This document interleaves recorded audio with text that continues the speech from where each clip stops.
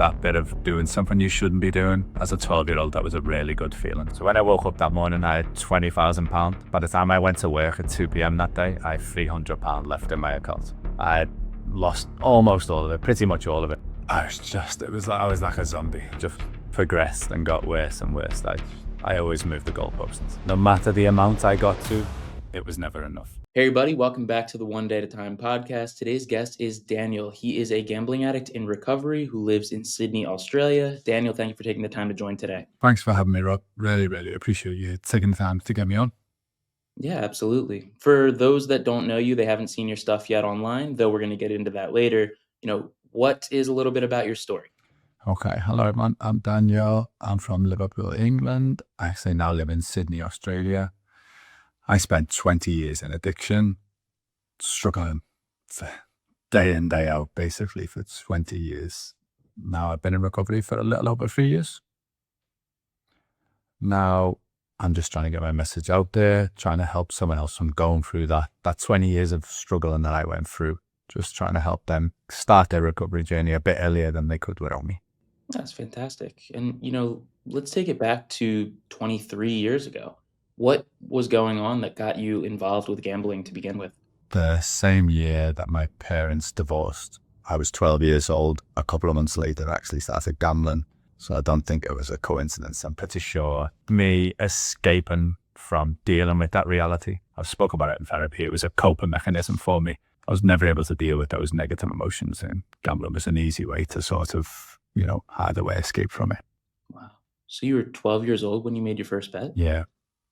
Fruit machines in England, in Australia, they're called pokies. I think they're called slot machines over there in America. That's what I got started out with. There's a social club every Sunday that me and my family used to go to. My mum was one of 8 children, so I've got like 20 odd cousins. So we'd go there every Sunday. There'd always be some of my cousins there. My granddad was actually an illegal bookie. Gambling was in the family to begin with, if you get me. He was on the right side of the fence. Unfortunately, I ended up on the wrong side of the fence. But yeah, I used to play with slot machines. Wow. Do you remember what it was like the first time that you did it? Even if you don't remember the exact memory of where you were, what you played, do you remember how you felt? I remember my granddad was there, and obviously he didn't want us betting because he knew how destructive it was.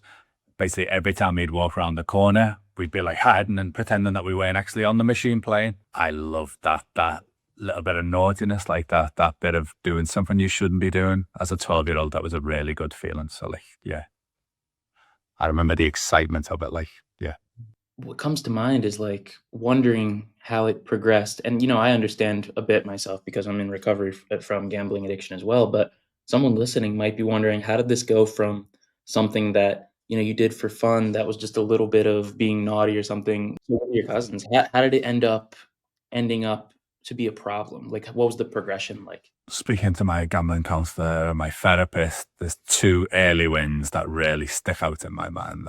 I was like the feeling of those, the euphoria. I was chasing those wins. So my granddad was an illegal bookie, like I've said. So gambling was very it was very accepted in my family. It was never like something that you shouldn't be doing.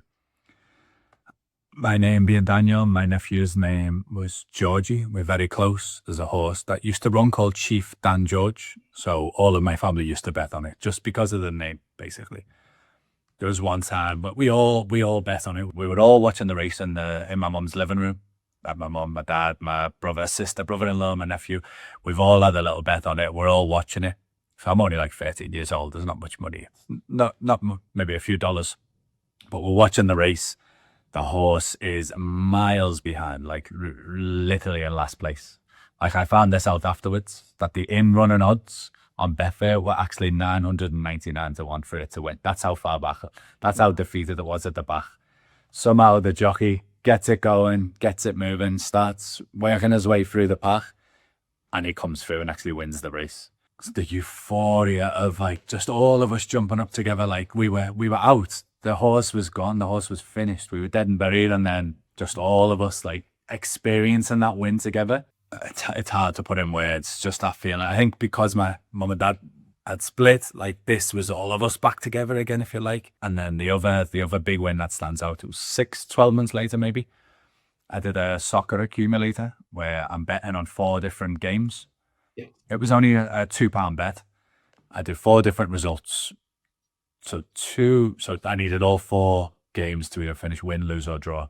So I had 2 games that were what I predicted were coming in, and the other 2 games I needed draws. I needed the games to finish level, and they were both 1 goal, and it was like 1-0 and 2-1. But I needed 1-1 and 2-2. The 90th minute is the last minute of a soccer game.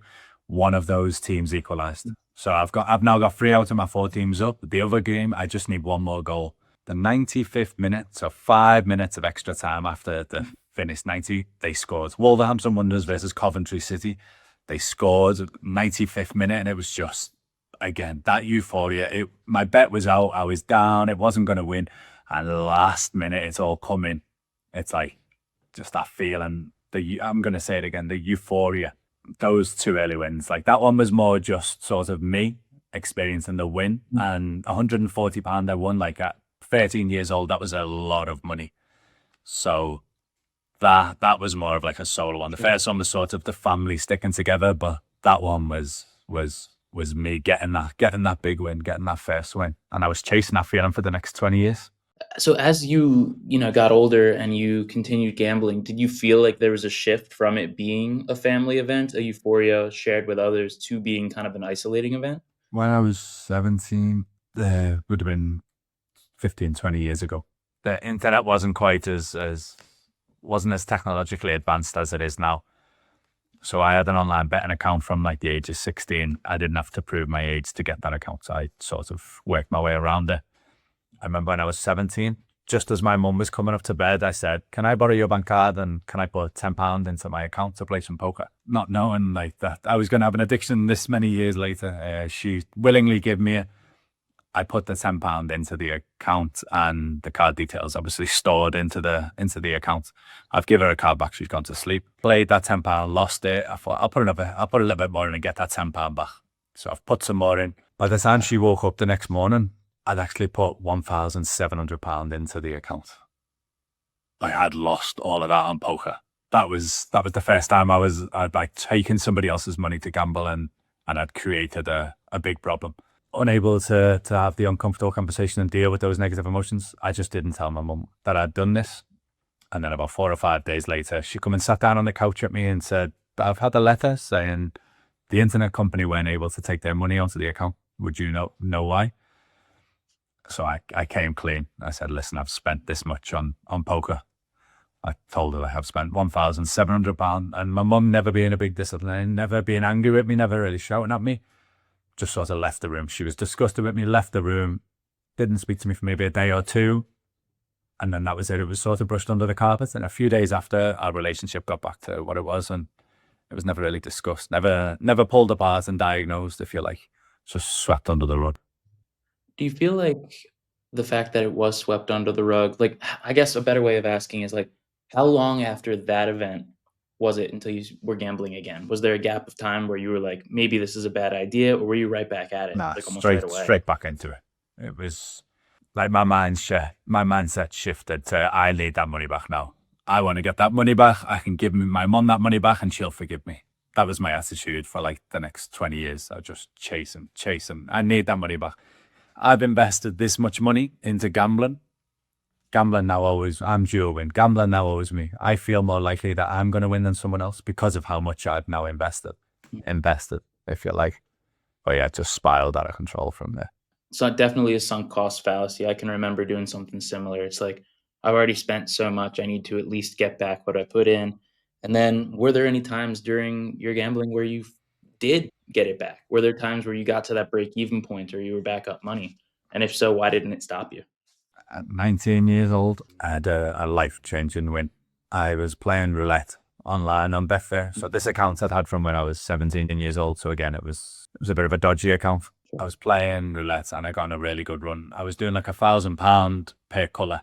I started off with a few hundred, built it up, and then whichever colour came in, I'd then just repeat that colour. So I'd put £1,000 on black. Black had come in, I'd do it again. I'd keep doing it until it lost.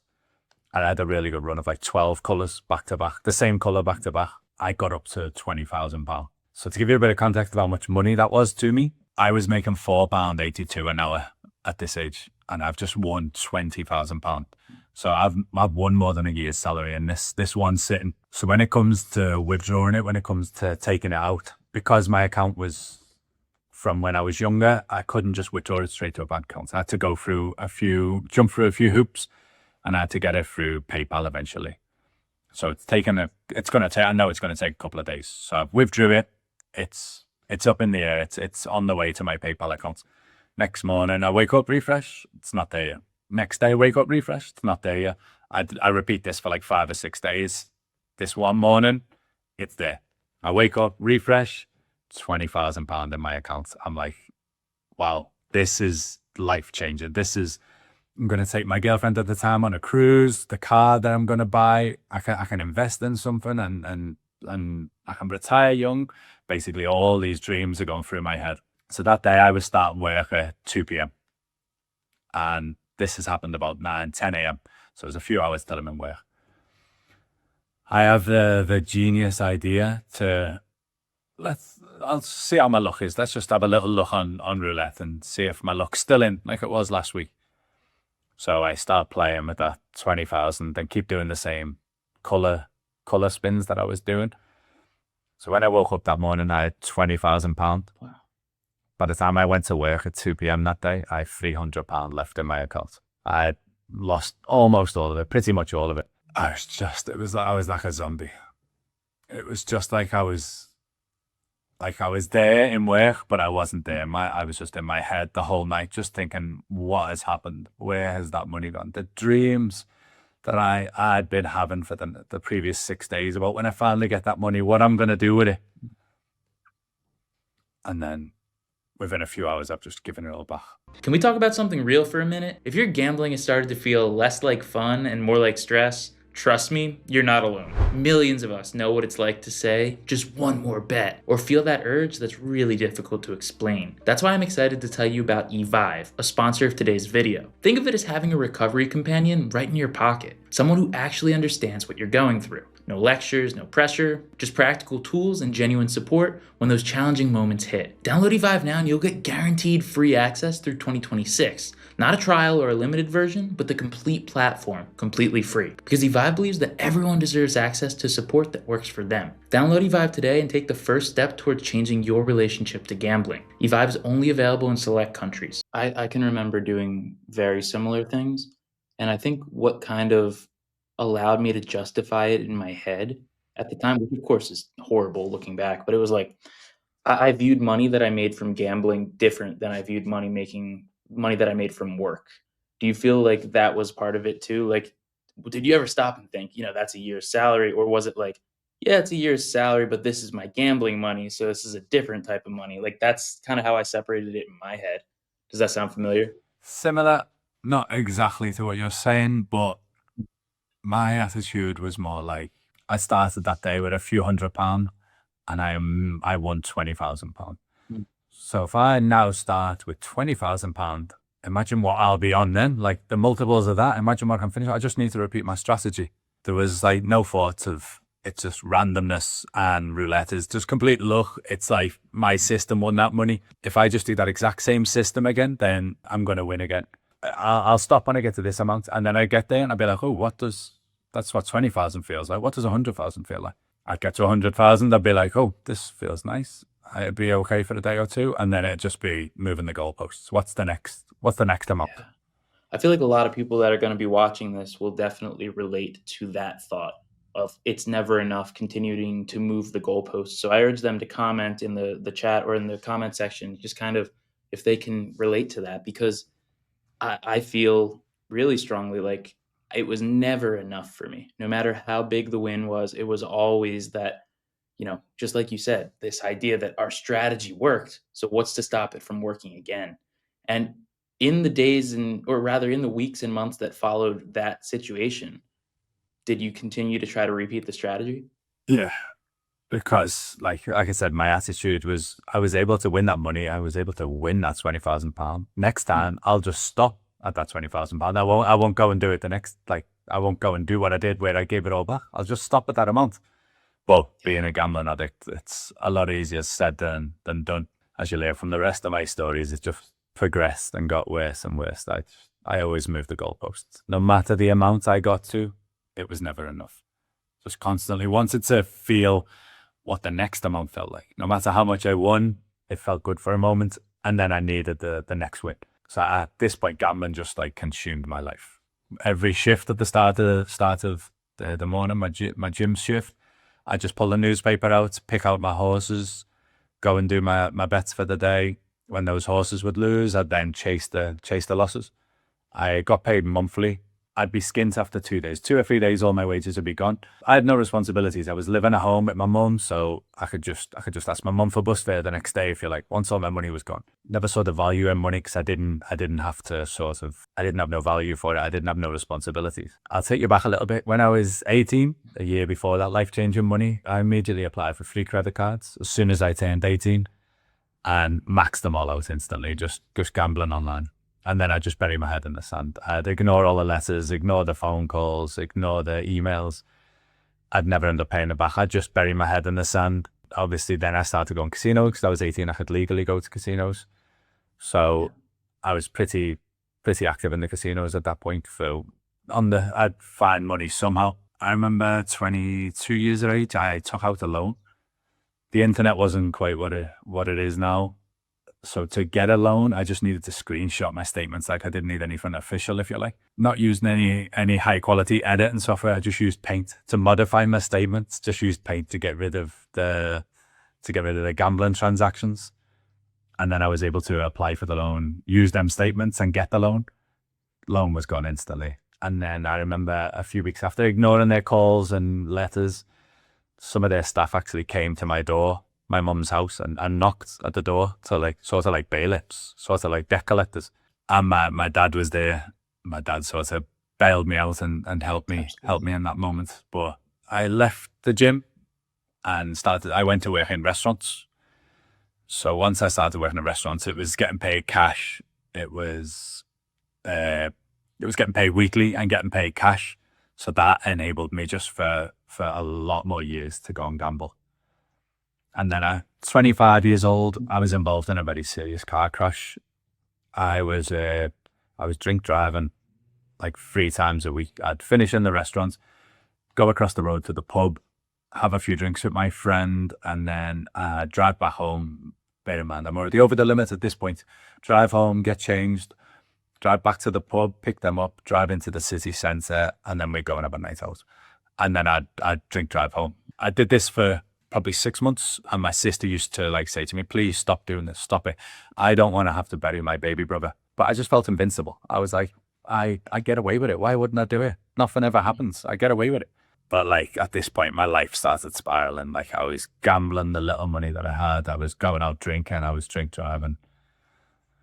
And then one night, it all caught up with me, and I actually drunk drove home from a night out, and I've crashed. There's 5 of us in the car. I've got 4 friends in the car with me. I'm coming down a hill that sort of curls around to the right. My left tire has hit the curb. It's actually flipped over onto the left.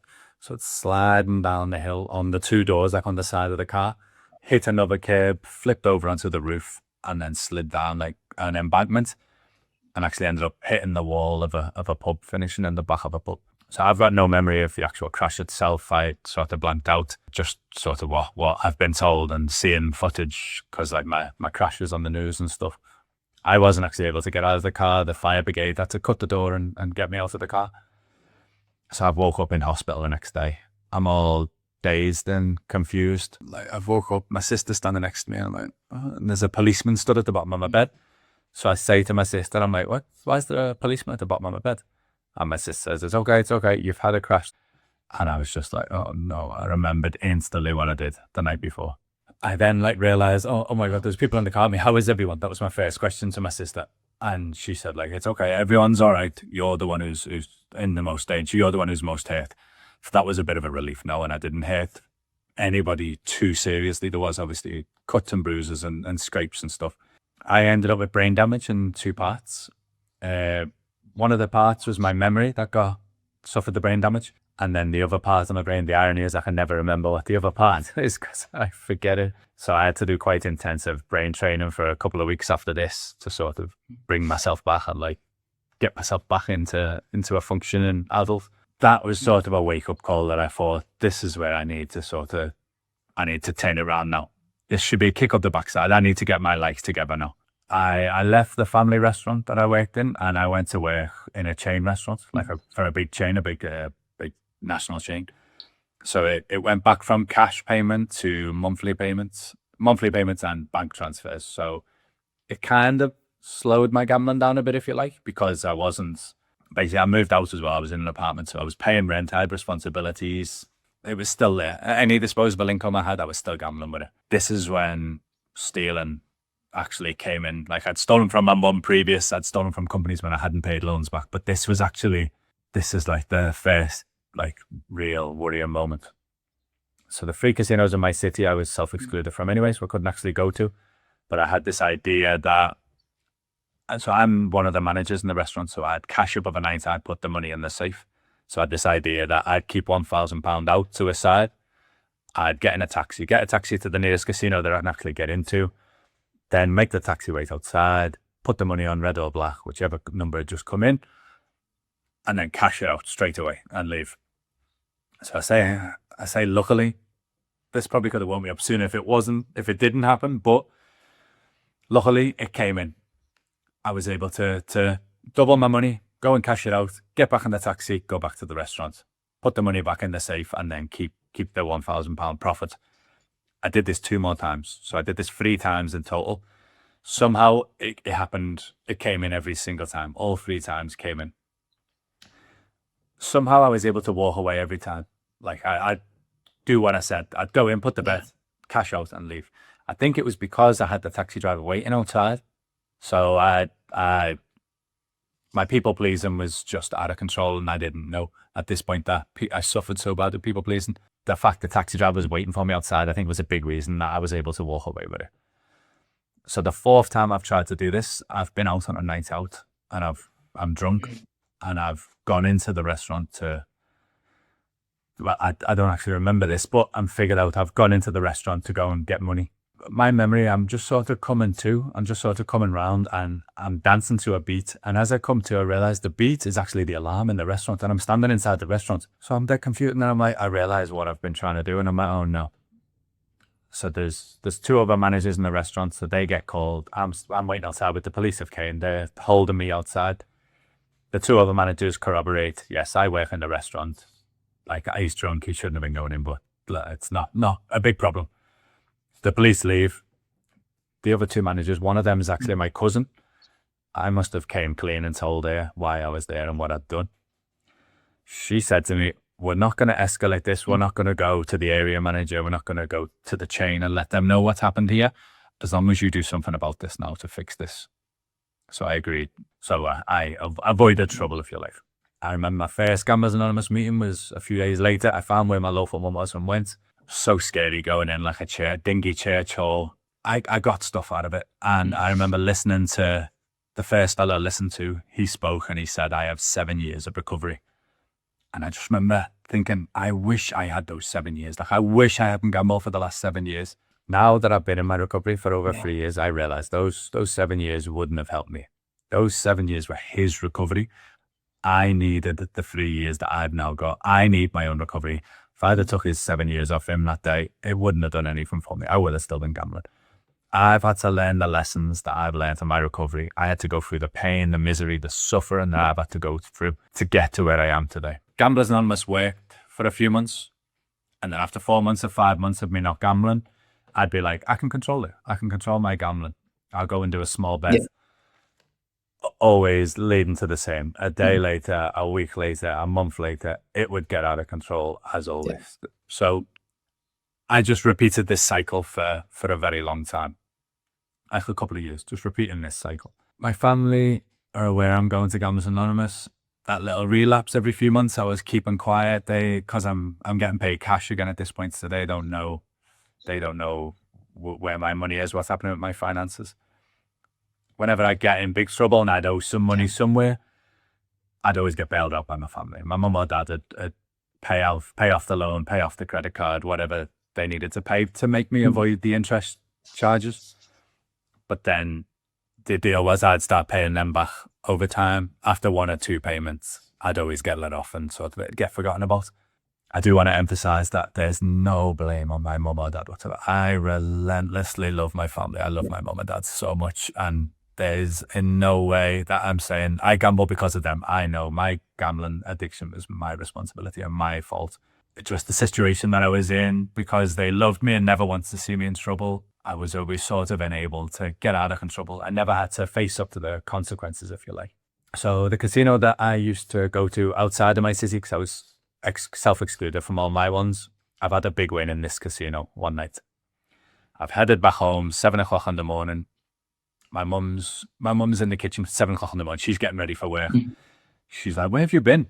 I've walked in. I'm like, "Look at this." I pull out a big wad of money, and she just, like, a look on her face, she's shocked. I'm like, "I've been to the casino and look at this." And she was just disappointed. She was like, "You've gambled again." And I was like, "I know, yeah, but look at this money. Look how much I've got." And she was like, "But you've gambled again. You said you weren't going to do it." And that moment was like, I'd always believed I can just buy everyone's forgiveness. When I win everything back, I can buy everyone's forgiveness and everyone will forgive me for all the harm I've caused, all the damage I've caused. That wasn't the case at all. So that was pretty eye-opening at the time. 2 of my friends were going traveling 2 weeks after this. I said to my mum, "Hold on to this money. I'm going traveling with them. I'm gonna go and actually do something with this money." About a week into this, so a week before I'm going traveling, I was able to access £5,000 from an outside source. I gambled it, lost it. I've had to call my mum and say, "Mum, I need to put this £5,000 back that I've just got. It's got to go back right now. I need 50% of that money you're holding for me right now." So I've pulled up outside her work. She was never one for discipline. She never got angry at me. I've wound my window down. She's walked up to the window, threw an envelope at me and full of money and just walked off. And like I say, that was one of the moments that stick out from my mum. She never got angry with me, never punished me, never shouted. But the time when I did the credit card at 17 and this time are like two memories that really stick out because I really upset her. That sense of disappointment is arguably worse than someone getting mad. It sticks out in my mind as well, because I can remember very similar situations where it was just like, "Oh, you did it again," kind of thing, playing out over and over again. But please continue. Luckily, I was only able to get access to half that, and I was only able to get access to that 5,000 because if I'd have had access to all 10,000, it would have all been gone.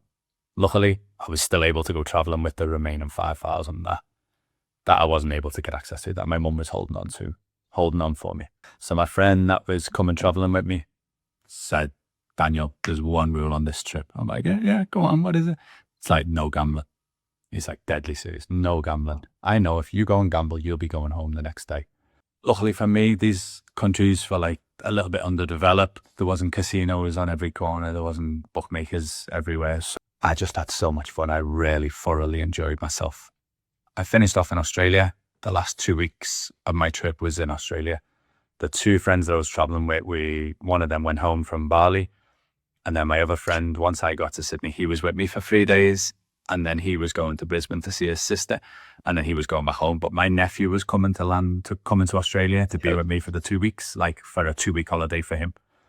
My uncle lived in North Sydney, so we were staying with him for the 2 weeks. It was like a holiday for him, and it was the end of my traveling. As soon as I discovered the Star Casino in Sydney, that was it. Me and my nephew were there, and I remember one night we both won a lot of money, and we gave it back before we'd even left. My nephew's 7 years younger than me. I feel like he's sort of always looked up to me like a role model, and he's seen me gambling all those years, and he sort of had a problem for a few years with gambling himself. I do feel pretty guilty about that. I'm pretty sure it's because of the example that I set. So lost all my money in the casino. I had to get my mum, my sister to bail me out probably 3 or 4 times while I'm there, send me some more money over so I can enjoy the end of my trip. We were due to fly home on the Sunday. On the Friday night, we were in Surrey Hills, and a suburb in Sydney. We were out and we got talking to a couple of girls, and we would spend most of the night with these 2 girls. And one of the girls, I said, "Tomorrow is my last night in Sydney. I'm heading back to England. This is my last night tomorrow. Let me take you to the Opera House." She said, "It's 2 a.m. on a Friday night, Saturday morning. There's no way you'll get opera tickets for Saturday night. They'll be fully booked. You won't get anything." I'm like, "Challenge accepted. Give me your phone number and let me see what I can do." So I get her phone number. The next day, I have a look online. look at the price of these tickets for Sydney Opera House. I find the most expensive tickets I can find to try and impress this girl. I call my mum, my sister. I tell them what the score is, and my mum ends up sending me the money over to be able to take this girl to the Opera House on my last night in Sydney. Took her to the Opera House, had a great night. I flew home on the Sunday. She was coming to Europe a few months later. She was going to London, planning on going to London. I said, don't go to London, come and see me in Liverpool. She came to see me instead. We really hit her off that week. Decided to get in a relationship. We did long distance for a year. And the reason I ended up in Australia is because of this girl. And this girl is now actually my wife. And we have 2 young children together. So it's a very romantic story, I know.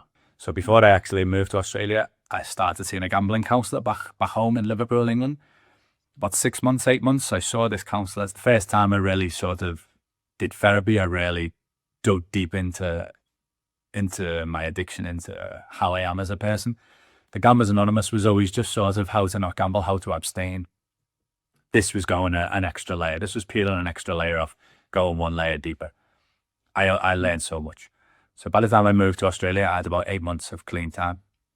I told Julie before I come to Australia about all of this, about my problem in the past and what I was doing now. When I got to Australia, she'd found all the local Gamblers Anonymous meetings for me. Like, I told her all this really vulnerable stuff, like all the stuff that could have very easily scared her off. And she's found the local support groups for me. I'm like, how supportive is this girl? This girl, I need to hang on to this girl. She's really special. That motivated me to stay on the right path, stay on the track, stay and keep doing what I was doing. Maybe 7, 8 months into my living in Sydney, I hadn't gambled. I'd been getting wages into a bank account every week. I'd actually had a savings account. I'd been putting money into a savings account because I wasn't gambling. I had a credit card that I never used. I just had to build up my credit score. I had a good credit score, so I'd never any debts over in Australia. So my credit score was completely white clean. I had this new slate. In 2017, I discovered Bitcoin. My brother told me about this internet currency, and I did a bit of research on it, and I was intrigued. So I found a website where you could leverage trade. So for those who don't know what leverage trading means, it's not investing. It's basically multiplying your winnings of investing, but multiplying your losses as well. So I had 33x leverage. So that meant if I basically whatever I invested, my winnings were multiplied by 33, but my losses were also multiplied by 33. So if Bitcoin would go up 1%, I'd make 33% of my money. So if Bitcoin would go up 3%, I'd double my money. If it go down 3%, I'd lose everything. So that's the difference between leverage trading and investing. You can lose everything just with a small drop. Like, you get liquidated and they take your money out and your trade's gone, your money's gone. I put money into this leverage trade on the Friday and I won a substantial amount of money instantly. I was hooked straight away. It all came back. Everything came back. All the euphoria, all the excitement came back instantly. The next day we were going on a hike around what's called the Blue Mountains, the very scenic place in Sydney. It's all mountains. It's all rugged terrain. Phone signals aren't that good. I'm like that with my hand up in the air trying to get a signal. So my money started to go down while I'm on this hike. So I'm refreshing as much as I can, panicking, looking. I've lost all that money that I won yesterday, and I've lost my savings. A credit card that I had, like I say, I hadn't used. I now put that in there straight away. Just within 24 hours, my addiction was back in full swing. I put that credit card in. Credit card was gone. By the time I left the Blue Mountains, I'd been liquidated. I'd lost it all. A few days in, credit card was gone. All my savings were gone. All the money I had completely gone. I looked at loans from the bank. Like I say, my credit rating was impeccable in Australia. I told them I was getting married. They offered me $25,000. I was able to get a $25,000 loan. I was shocked. Couldn't take it quick enough. Snatched it with 2 hands. Put that into Bitcoin, started leverage trading it. Within a few days, I got it up to 46,000. So pretty quickly, I'm on $46,000. And again, that attitude, that mindset set in there. I started with 25,000. I made 46. Right. If I start with 46 today, imagine what I can finish with. Yeah. So most normal people would take that 25 out and pay the loan off, wouldn't they, and play with the rest of it. But no, my attitude was just double it up, double it up, double it up. I'm going to be a millionaire from this. I shouldn't have been betting on horses. I shouldn't have been betting on poker. Shouldn't have been playing roulette. This is what I was made to do. I was flip-flopping for a few weeks, up and down like a roller coaster. Eventually, it was all gone. Completely everything. All the original 25 and all the extra. For the first ever time, I manipulated my girlfriend, Julie, at the time. And I was able to let her give me her credit card. Hadn't told her about the loan, just give her my credit card just so I can put some money in and we can win some money. By October, November, I'd lost it all. It's the first time she experienced my addiction. I had to tell her what I'd done, the loan, my savings, her credit card. She was relatively understanding. Because I agreed to hand over my finances. From here on out, she controls the money. I have no input anymore. Her mum paid the loan off for me to avoid the interest payments, and then I just paid her mum back each week. I worked and earned the money, but Julie controlled the account, so Julie paid her back each week. After about 18 months, 2 years of living tough, like living with very little disposable income, I was facing up to the consequences of my actions. First ever time I had to like pay back the money that I'd gambled. Basically, after like 2 years, I thought that we were all paid off, like all the debts were done. And I didn't have any insight into this. I never knew about our finances. So I asked Julie, I said, how much have we got left? Is it all paid off? And we still had a substantial sum to pay. And I remember that triggering me. And me thinking, we should be a lot better off. Like, I've struggled for 2 years here, not had any disposable income. How are we not out of debt here? And that triggered me. That sent me back into Bitcoin. I was like, Bitcoin started making moves, started going up. That happened the same time as this, and those two things combined just were a disaster for me. I went straight back into it. I won't go into details, but it started off the same, started off small, eventually escalated, and then I was able to get a loan. Julie was controlling the finances, so she can see this. She can't see the crypto accounts, but she can see the bank accounts, so she can see the money going from the bank into crypto. And then I'm just feeding her bullshit about what's happening with the crypto. I'm feeding her lies, deceit, basically covering my tracks. I managed to get a loan. She's asking why we putting loan money in. I say, because the interest on the loan is nothing compared to how high Bitcoin is going to go. We're going to make money and then we can pay the loan off in a few months. She lets me have the loan. She lets me take the loan. I put it in, feeding her full of lies. I'm telling her I'm not leverage trading. We're just investing. But there's no danger to it. Don't worry. I lose the loan, leverage trading. And I forgot to mention, my wife's 5 months pregnant at this point with my second daughter. My first daughter's almost 18 months old. And I cannot tell my wife what I've done, the stress I'm going to put on her, the stress I'm going to put on my unborn baby. I'm like, what do I do? So I call my family back home. I do a deal with my family, help me pay off this loan, and then I'll pay you back. And then in 4 months, when my daughter's born, Julie isn't pregnant anymore, I'll tell her what's happened. I'll come clean then. So my poor mother takes out a loan in England because she can't afford the loan to cover the loan with her own money. She takes a loan out for me, sends that over. I pay off the loan in full. Again, all without my wife knowing. I don't want to put any stress on my wife for her pregnancy. So I pay the loan off in full. The money that my mum sent over, I then used that to pay the loan off. So my wife, again, can see the bank account. She's asking, why is the money coming in and out, in and out? I even have to get my mum to manipulate my mum to say, don't put it straight from your account because Julie will see it. And we have to go around a long-winded way. I then, again, manipulate my wife and tell her, we've got enough.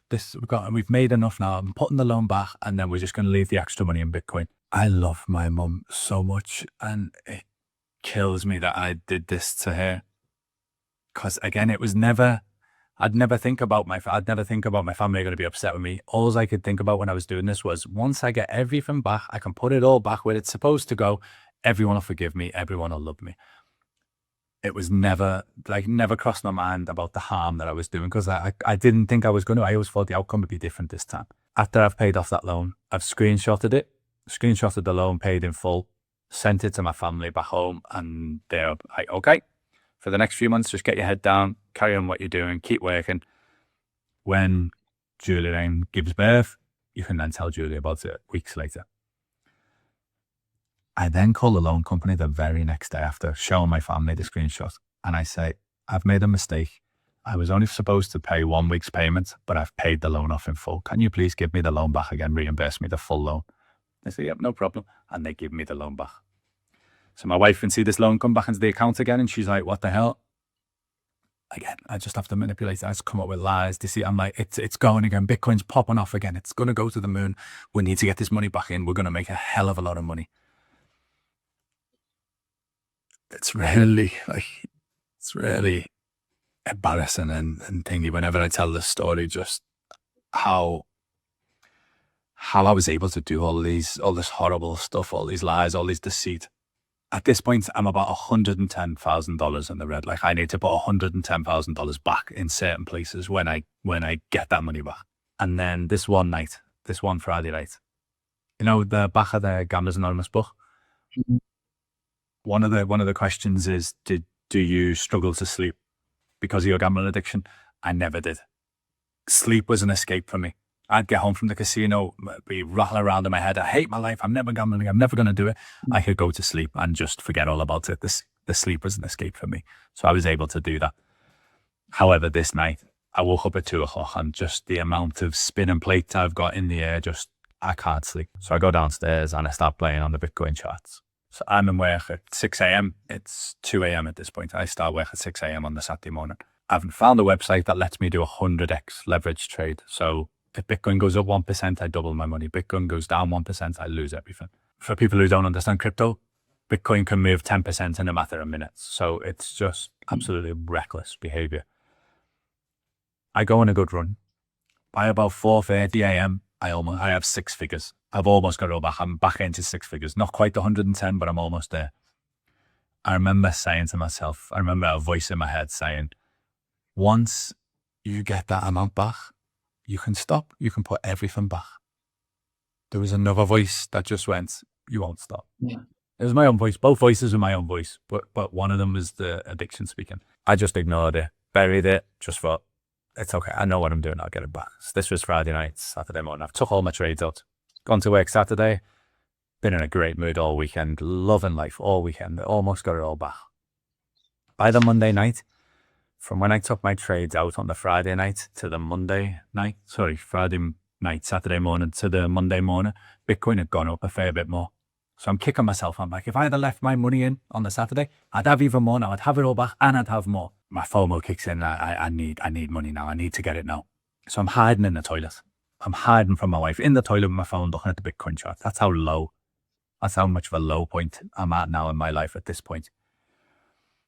I'm looking, Bitcoin's still going up, and I'm just like, it's got to drop. It's got to drop off eventually. And then I'm thinking, I'll short it. I'll bet it to go down.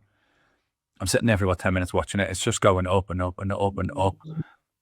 And again, my FOMO kicks in. I'm like, right, I need to be on this. I'll put a massive trade on. I'll leave it in there for a few minutes. I'll have the money back and I can take it out. The second I press the execute button, by the time the page then refreshes a millisecond later, I've lost $10,000. That's how ridiculous of a trade I put on, how much of a risky trade I put on, and how volatile Bitcoin is. So it starts dropping. I'm like, 10,000 gone, 15,000, 20,000. I've got my finger hovering over the button. I've got my phone in my hand and I'm like, stop it now, cut your losses, stop. I just can't do it. I just cannot press stop. I'm like, no, it's going to turn around. But I'm like, no, I'm literally, it's like two voices in my head fighting against each other. I just cannot press stop. I'm like, stop this now, cancel this trade right now. But I just can't do it. I just cannot press the button. The addiction just is so cunning, so baffling, so powerful. I just cannot stop. I just close my phone. I just think, if I get liquidated, if I lose everything, if Bitcoin carries on going down, I lose everything, it'll send me a message and I'll know. So I'm just going to put my phone to one side, try and enjoy the rest of my evening, try and be a supportive husband to my pregnant wife, and try and be a good dad for my young daughter. Gone to bed on the Monday night. I wake up on the Tuesday morning. The message is there. The message came in the middle of the night. You've been liquidated. So it's all gone. That almost 110 that I had back on the Friday night, Saturday morning, now Tuesday morning, gone. So I'm like, this is it. There's no more ammo. There's no more ammo to play with. Everything is gone. I am running on empty. What do I do? Where's the way out? I do what I've always done and just bury my head in the sand. I just don't tell anyone what's going on. I just walk around like everything's okay, but inside I'm on the verge of a mental breakdown. My family in England don't know I've wasted the second loan. My wife doesn't know about the 2 loans that I've took. How I didn't have a mental breakdown, I don't know. Going about 10 days go by. I was just never able to deal with the uncomfortable conversations. I just hated disappointing people. I just couldn't stand confrontation. So 10 days go by. I go to my Gamblers Anonymous meeting on the Thursday, the following week. I come clean to those guys. At least I'm telling them, I need to tell somebody. I need to get this off my chest. So I tell those guys. They all tell me, you need to come clean. It's the only way out for this. There's no other way. I do a deal with them. It's 8 p.m. this meeting, start time. Finishes at 10 p.m. I say, by the time I get home, if my wife's still awake, I'm going to come clean. I'm going to tell her everything tonight. I do the deal with it. Driving home, I pull into my driveway. I look at the house. All the lights are off. I'm like, yes, I don't have to do it. I don't have to tell her. Like, nothing changes. I'm still out. I'm still the mess that I've made. People are going to disown me when I come clean to the damage I've done. None of that changes, but I can survive another day. I don't have to come clean. I can live this mental life that I've been living for 24 hours more. Go to the door, put the key in the door, open the door, walk inside. The kitchen at the back of the house, the very back of the house, the end of the hallway, the lights on in the kitchen. And my heart just sinks. My stomach drops. I'm like, she's awake. I've got to tell her. So I walk down the hallway into the kitchen. She's at the sink. My kitchen is like a rectangular shape. So I walk in and sit on the table on the right side of it. And then over on the left, my wife stood at the kitchen sink, all the cupboards, washing some dishes or something in the sink. She's 6 months pregnant at this point. I don't know where to start. I tell her. As I say, the savings that we put in, gone. Your credit card, gone. The loan is gone. My family then covered that loan because I couldn't tell you. I couldn't put the stress on you, and I've lost it. She just turns around, so she got her back to the cupboards, slumps down the cupboards, slides down the cupboards, sits on the floor, holds herself like this, and she just lets out this scream, this like wail, like, So I can't get out of my seat quick enough, and I go to run over to her. She just screams at me to leave her alone. Just stay away from me. Just don't come near me. So I sit back down, and I'm just like head in hands. How have I done this again? How am I in this situation? This is the rock bottom of all rock bottoms now. I've hit many rock bottoms in my life, but it's never going to get worse than this moment right now. She doesn't want anything to do with me, tells me to just go to bed. Like I'm lucky I'm still allowed in the house if you ask me. So I go to bed, get up and go to work the next morning. I come home from work that day and my bags are packed at the front door. So I'm expecting to get told, get out. I don't want anything to do with you. You're never going to see your kids again. Go back to England. How supportive my wife is, tells me, I've packed a bag. I've spoke to your uncle who lives in North Sydney. You're going to live with him for 2 weeks. After that, I've booked you in for a rehab centre. You're going for a 3-week inpatient rehab centre. Once you complete that rehab, you get out of that rehab, you can come back home and live with us.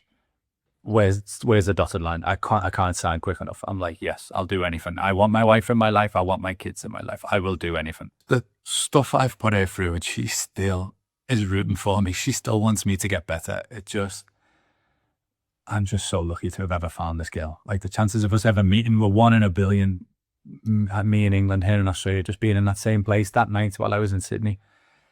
I just feel so blessed to have met her, and I'm so lucky to have this woman in my life. So I do as she says. I go to rehab. I go and stay at my uncle's for a few weeks. Then I go to rehab for 3 weeks. Work completely fine with me taking the 3 weeks off to go.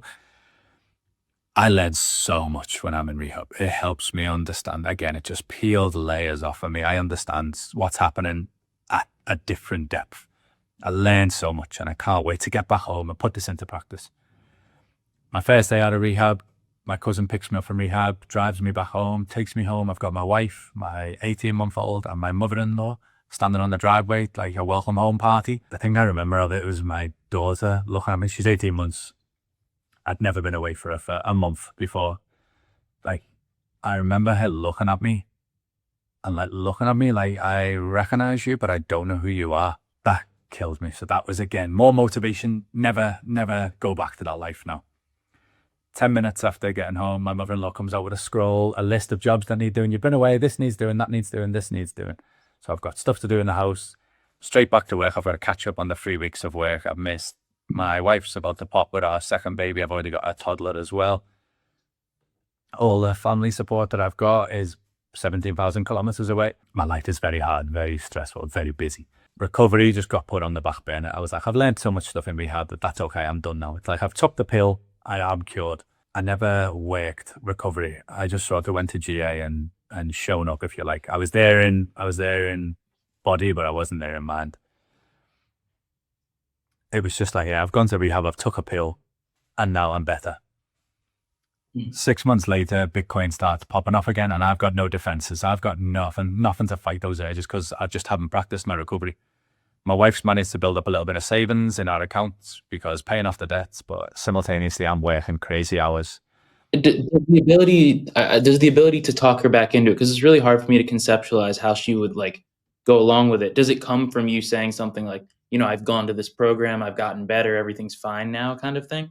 Because that's something I can remember doing myself as well, especially early in the Gamblers Anonymous program. Yeah. So I'm able to talk her back into, let's do Bitcoin again. Let's do Bitcoin with those savings. I'm able to manipulate it. I'm like, I'm fully cured now.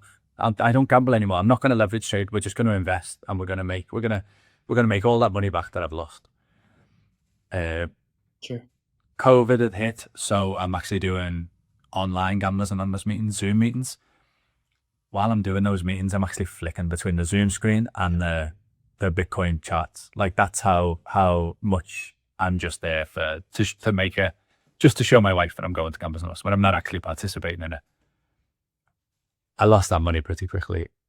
I had to tell my wife, and I had to say, like, I'm done. I promise you, this is it. Done.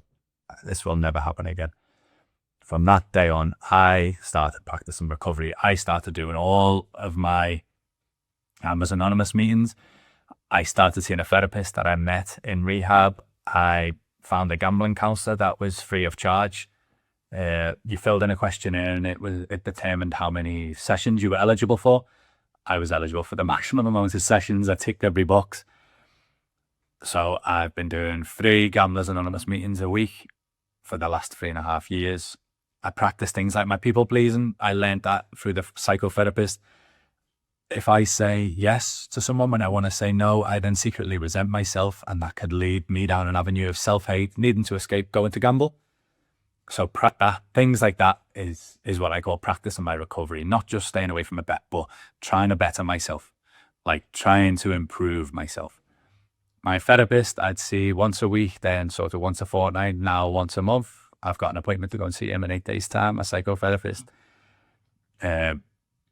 All of that together, like my GA, my gambling counselor, and my psychotherapy. All that, hitting it, attacking it from every angle is what's got me on top of this addiction. And now I can do my 3 GAs every week to keep sort of the maintenance level, to keep me away from it and keep practicing my recovery. Well, I mean, thank you for sharing your story. And I will say, not only is your story inspiring, but your ability to recall the exact details of so many years was so impressive to me that I didn't even want to jump in and stop you. Like just the ability for you to recall that, you're gonna get a ton of viewership when you start to really post videos online for, your program and what we're gonna be going to record on next, which of course I will link in the description of this video for anyone that wants to watch our conversation on Daniel's channel. I just want to say a massive thank you for inviting me on the channel, letting me do this interview.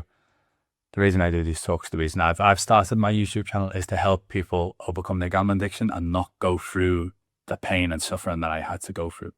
The thing that inspired me starting this YouTube channel was a Japanese proverb called Ikigai. Something that you're passionate about, something that you're good at, something that the world needs, and something that you can make your life around. Something I'm passionate about. Gambling was the only thing I was ever passionate about. Now recovery is the only thing I'm passionate about. Something I'm good at. I always got good feedback from my Gamblers Anonymous meetings. I always got good feedback from my advice, my lived experience. And I realized it's because I was the biggest fuck up in there. So I had an answer for everything. I'd been through everything. Something that the world needs. The gambling epidemic that is now already there. Gambling is only going to get worse. The world needs people like me and you out there sharing our lived experience, helping people. I appreciate it. And you hit the nail on the head. It's all about helping people avoid going down the same path that we did So to anyone in the audience that's watching, I want you to check out this video next of someone who's also on the same path of recovery that we are. Let's keep getting better together, one day at a time.